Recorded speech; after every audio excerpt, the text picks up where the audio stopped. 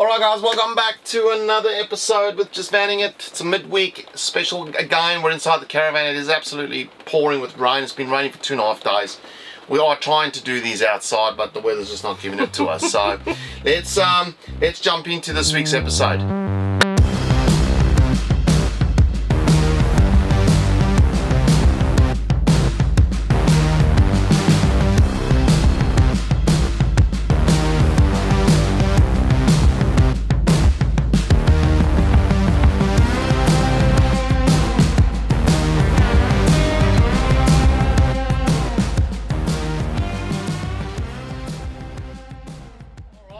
What do we got? So this week we thought we'd bring to you our own experience about remote camping and venturing off the beaten track.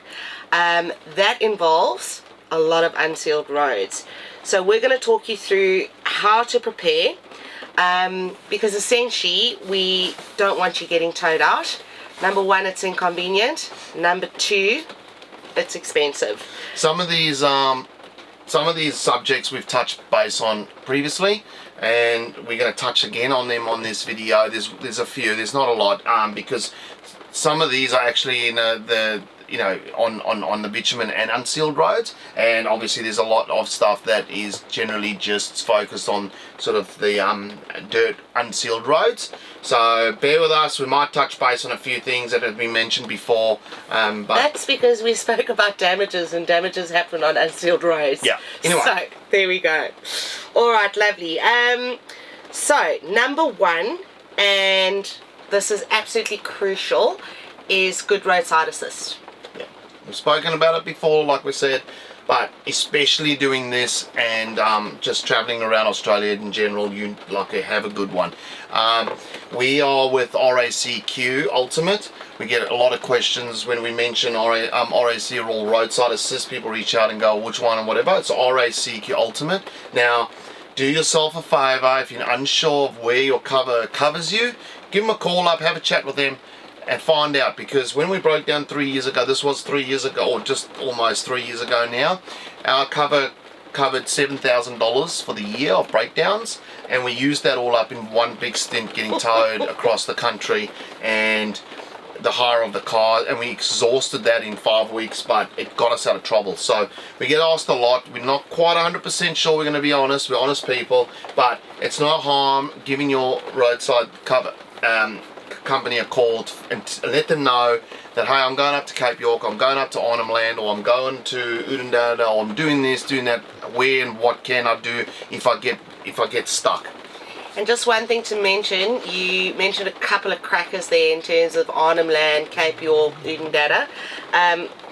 These hints and tips are for those big trips, those big off-road experiences, but also very relevant to day-to-day travel.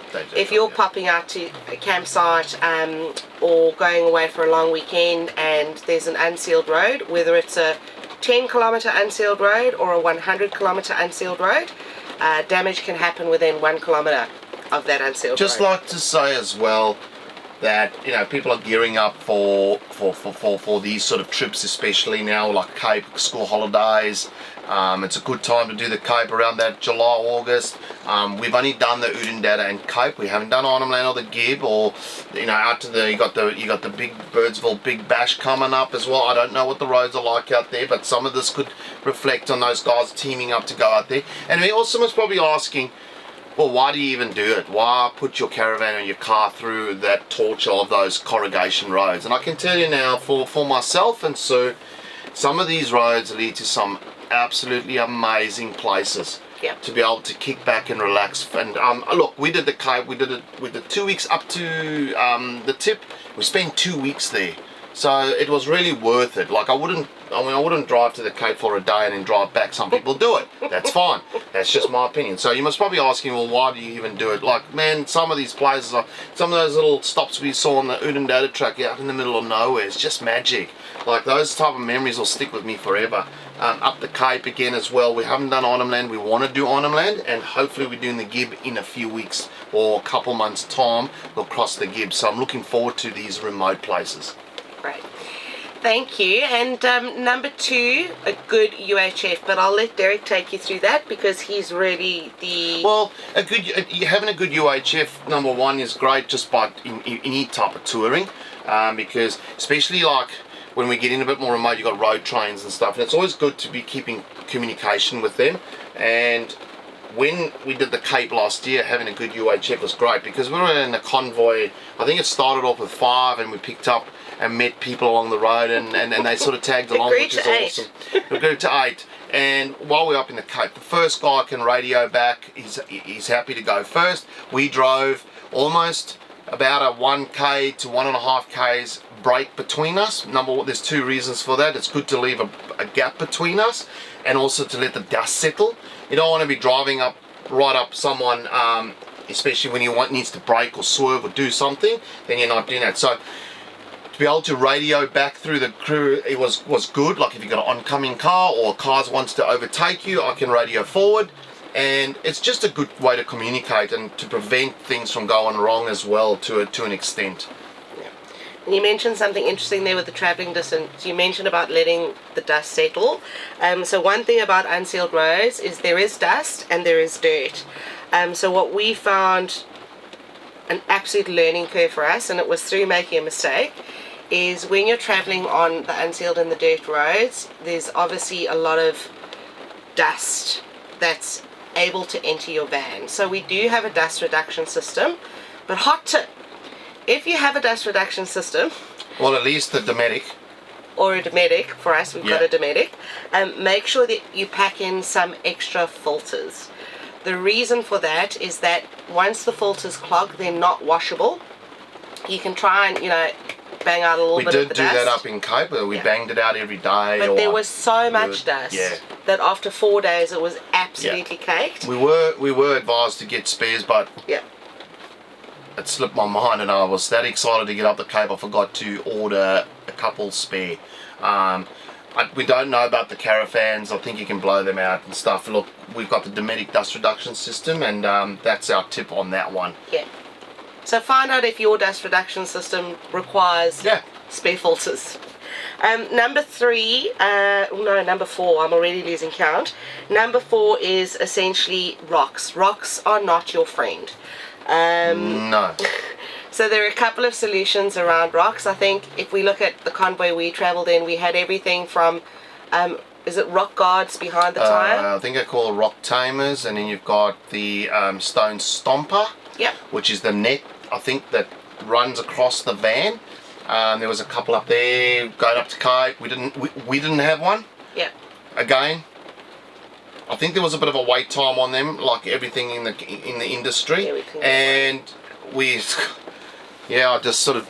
But fortunately, I'll put a link up here to our video that we did after the Cape of what broken that, and this actually shows you that the toolbox we have on the front of our van saved us, because that took a bit of the brunt of the little stones, and that's something easy enough I can repair if we need to sell the van further on down the track.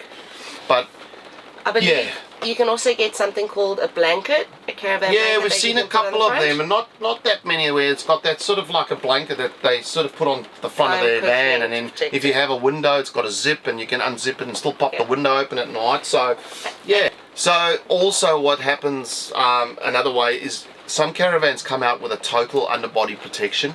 It's like all the way from the front to the back. Unfortunately, we don't have it because of weight. It does all add up eventually, and what a lot of people do is they put like some foam pool noodles around their piping to try and stop the fittings. Now, we didn't do that up in the Cape. We wanted to try out the caravan for vacationer, and we come out unscathed. But last week, it'll come up in the next few videos, we went into Warra Station out in WA, and it was an easy road, and I broke a fitting on the front tank. Lost 100 litres of water. I managed to tap it off and save 100 litres of water, and on the way out of Warra Station that tap also broke, and I lost the rest of the water. To carry a $2 fitting on board, I had to drive all the way to Exmouth, because that was the closest hardware store Coral Bay didn't have, to get a $2 fitting to go back, put it back in, and then pay $2, what is it, 20 cents a litre of water in Coral Bay. So it ended up being like $35 for water. So there's a couple of tips around that, pool noodles, etc. like I said. Or what I'm going to do, when that might attend didn't have it, I'm hoping like Broome or somewhere like that before the gib, is I actually take those plastic fittings out and put brass fittings in. So it actually broke at the fitting. Now I personally think it's from the type of water that we've been collecting around the country. I think the fittings actually just get brittle, because the road into Warra Station was okay-ish. It wasn't bad like the Cape. How can I do that many Ks last year up the Cape and back and it never broke, and it broke, and it wasn't even that rocky on going into Warra Station?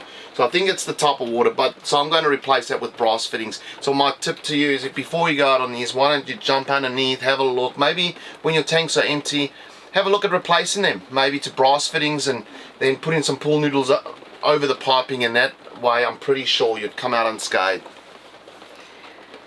And on with the theme of corrugated roads, the other thing that obviously is an incredibly important topic is tyres. And I know you hear a lot about tyres, but tyres are probably, you know, one of the biggest safety pieces on your vehicle. So you want to make sure that you check the health of your tyres before you head off on one of these trips.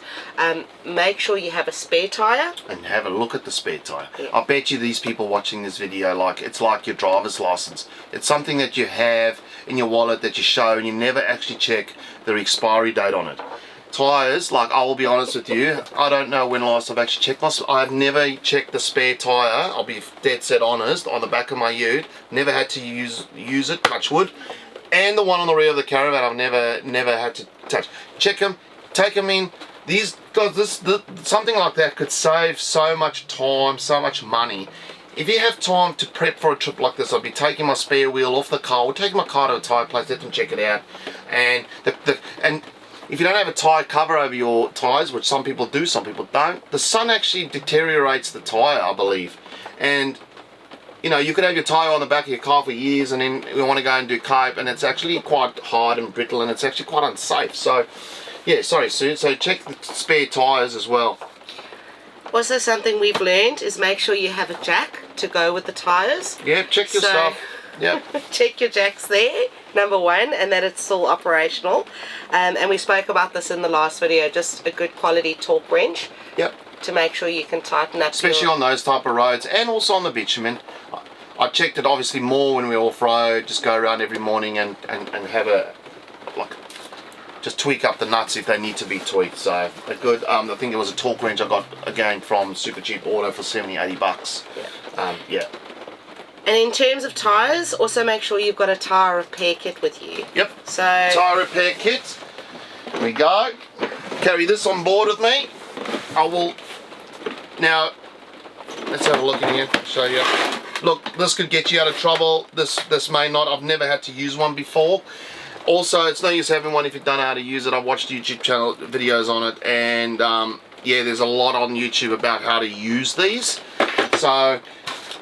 And one of our friends used them, used it at Cape York as well. Yeah, that's right. Yeah. So, quick little one on this stuff. I checked. Jump onto their website. I'll drop it on the side. Yeah, they sell quite a few different things for trips like this in the caravan and sort of boating industry. And you can use our discount code JVR10 to grab yourself 10% off all the stuff as well. We carry the tyre repair kit. We've got the tyre pressure monitoring system. We'll touch base on that now. I also got the tyre deflators all up on the screen here. Absolutely great stuff, quality stuff as well. They also do scan gauge as well for your car. We often talk about that. Carrying something like that can get you out of trouble, to clear a code, just to get to somewhere where you can actually look up the code or get to a mechanic. Yeah. So jump on board, guys. I'll drop everything in the description below.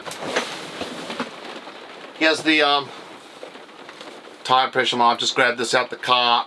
That is awesome. It actually does on-road and off-road. Yeah. So when you're on-road, your tyres are generally set higher, and when you're on off-road, you can set them to lower so the alarm's not always going off on the tyre pressure. We've actually done a video on this. I'll drop it up in the link here. Same thing, I check. It's JVR10 to grab yourself 10. This is pretty crucial on these roads. I can't, like, we had it up the Cape. We're going to have it up on the Gib. We never had it on the Udendada. We never set off with this stuff, and slowly but surely you learn that how crucial it is to have some of this gear. So there you Well, go. let you know if you've got a puncture, a slow puncture as well, or if there's an issue with your tire pressures, which when you're traveling on corrugated roads, or even on the bitumen, if they're running too hard, there's a reason why they're running too hard. You get a slow leak, it'll tell you. So it's good. And in the tire deflators, you know, we use them. It's so much quicker than the individual one. I think they're like $75 on the website. Great kit, great birthday present, great gift for anyone as well that's doing this full time. So yeah. And I'm glad that you mentioned the deflators, because the other thing that's pretty important when you're traveling is to have a compressor to re-air your tires. So I can't remember where we were, but we let down our tire pressures, and it's when our compressor was broken, it wasn't working, and we couldn't find anywhere to air back up. And we drove around that town for like that was out ages. somewhere, because it was broken, but I've got that all fixed now. So having a good compressor on board, let it be an onboard one, let it be the one that you plug in under the bonnet, doesn't matter. Have a good air compressor, especially if you're towing a van and stuff. It's good to have like a high output compressor too. Just saves you time. And when you're jumping, on the dirt and then jump back on the bitumen, it's good to pump up, because you know, the longevity of your tires is number one when you're traveling around. And speaking about the compressor, that just reminded me of airbags, because there was also that chap on Cape York with his airbags. We can only touch on this because we've never had airbags on our caravan. I got airbags in the back of the cruiser. So we met a guy up in Cape last year that had bought a new van, and he set the bags to what the thing. You need to find out from your dealership or the manufacturer of the airbags what's a good pressure to run your airbags when you're on the dirt. I don't know if it's different to bitumen and dirt. I would think it's a little bit different on the dirt to try and take that vibration out, but also you don't want to let it down too far and right on the bump stops. That's very important. If you've got airbags in your car, it's not advised to drive beach, corrugated roads, dirt roads with air in them. So I deflated the airbags, especially up the Cape. We didn't have it for the Udendata. So, and as we're not specialists on airbags, just contact your manufacturer or find out the manufacturer of the airbags. I can most probably say to you it's going to be Airbag Man, possibly, and just ring them up and ask them. I'm sure they'll be able to help you, tell you what you should run them at. Yeah. Other experiences learned traveling on, I suppose, or off the beaten track, is making sure your battery is reliable.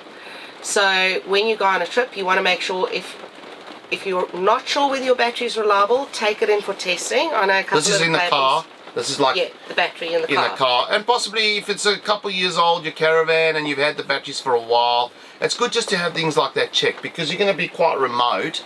You don't want to have the battery go on you. And guys, you think we're making this up, but up the Cape last year there was a couple of dodgy batteries going around, and when we got up to Bamiga, it does cost. It cost, I think it was $550 or $600 for a battery up there. Yeah. And if they don't have stock, you got to wait for stock to come. Yeah. So make sure your battery's good, and a battery jump kit's always highly recommended. Good, one of those.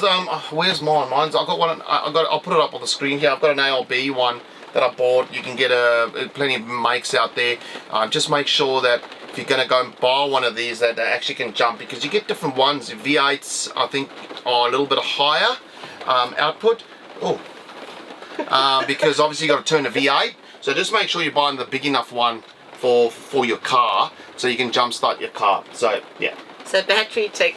And while thinking up front on the vehicle, the other thing that I don't know how important this is, you can talk through it because you're obviously the man side, and that's not to say women don't know, but this woman don't know. Yeah. Is around the snorkel. So I know snorkel's good for water crossings. Yeah. So like when you're going like Cape York, only when we went to the camps and we did the OTT did we actually need a snorkel. Apparently I believe the Gib has a few crossings. Now don't jump on, guys, I'm not a mechanic, but I do believe a snorkel is actually also good, that you can try and grab clean fresh air than the dirt coming in. Now some people have the snorkel facing backwards, some people have it facing forward like I did, or you can even loosen it and swing it around, or you can go down to a 4x4 shop prior to that and buy yourself a snorkel. I think it's called a snorkel sock. Yeah. It's like a red, it's got like oil in it, so the dust, when it hits it, it sticks to that. And then what I did is I washed it every day, and that can also help. It's just to catch clean air, especially if you're not doing river crossings. It's advised to do that. Yeah.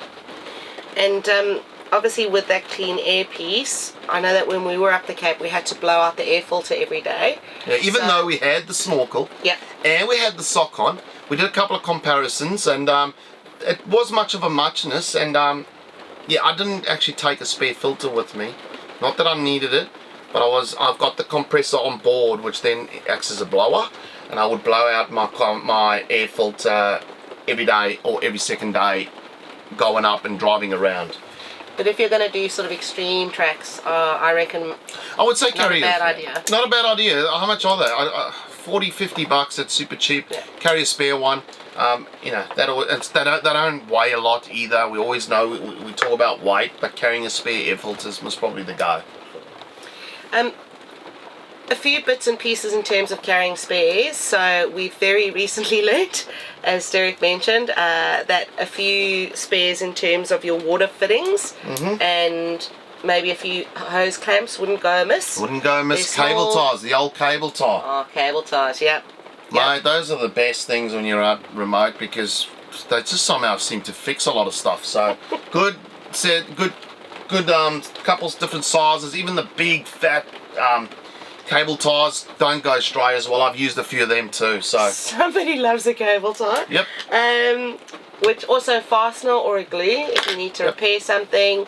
Yep. You always carry silicone. Silicone, like a silicone and a silicone gun is always good to carry on board, especially when you're going out like this. Yeah. We touched base last week with the screws in the cabinetry, and a couple of you guys got back to us. Not bad ideas that came across. I've got to say, I've taken some, and I'll share some. Is, you know, someone said put toothpicks in the hole where the screw came out, and then put the screw back in. You know, a lot of people said silicone. A lot of people said epoxy, or a bigger screw, slightly bigger screw. There you go. Absolutely. So some spare screws. Yeah. Good idea. I carry a little box from Bunnings, flip both sides, and I just went and every time we use some stuff, I always grab a couple of different types of screws, length, shorts, everything like that, and I carry that on board. And I've also been able to help other people out on the road as well with it. So yeah, absolutely. And it would be remiss of us not to mention that water pumps do not like corrugation. We found ourselves in the no water pump situation Cape 3 York. times. Oh, 3, yeah. Just Cape York was one of them. Couldn't with get the a water spare water pump up in Ballinga at all, and we didn't have water. So yeah, carry that spare water pump. It's not a bad idea. And on the topic of water, make sure that you're carrying drinking water with you. You don't know when you're going to lose your water. We lost our water literally last week. A few days ago, we lost everything, and fortunately we're not that remote. We are remote. There's access to water. Coral Bay, you got to pay for water. We stayed in the Coral Bay Caravan Park, and you pay $60 a night. You don't even get water for that because water is so scarce out here. But you never know what's going to happen, and Australia, let's be honest, is an extreme country sometimes in terms of heat.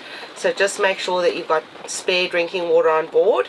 And the other thing that you always do, which is super important, also because, look, we touch wood, we've been okay. We've had a couple of close runs, but you always check your fuel app to make sure you know where we're filling up. So planning these trips like Cape York, all that kind of stuff, to date we've never had a drama, touch wood, getting fuel. We don't have a long range tank on the cruiser because of weight. We've got a standard tank on there. I don't know, I think it's 120 litre tank on there. I think it's standard. Don't quote me, I'll just fill it up. And I've never run it dry to see how much it actually takes. So get the fuel app on the app, and then look, it only works obviously when you're in internet range. So if you're planning these trips, have a look and make a note of where you can get fuel. Yes, you're going to pay extra for it. If you can put the long range fuel tank on, great, like why not do it? But we've never struggled to get fuel. The only thing is we pay more for it. Yeah. And a few just random miscellaneous tips, and this is all learned through experience. Make sure that all your cupboards and your drawers are actually latching correctly. So we've had 3 vans, we've had different types of latches on all the vans, all the cupboards, all the drawers. Sometimes you'll find that a cupboard or a drawer just isn't quite latching fully, and we have had occasions with our previous van where we'd get somewhere and the top drawer had flung open because the latch wasn't latching correctly. We travelled with a lot of people who actually, you know, lost their drawers completely with the latches unlatching or unclipping and coming straight off. So that's always good, and if they're not latching correctly, just adjust them. The good old make sure you don't have any loose screws. We spoke through that. What about the jaws?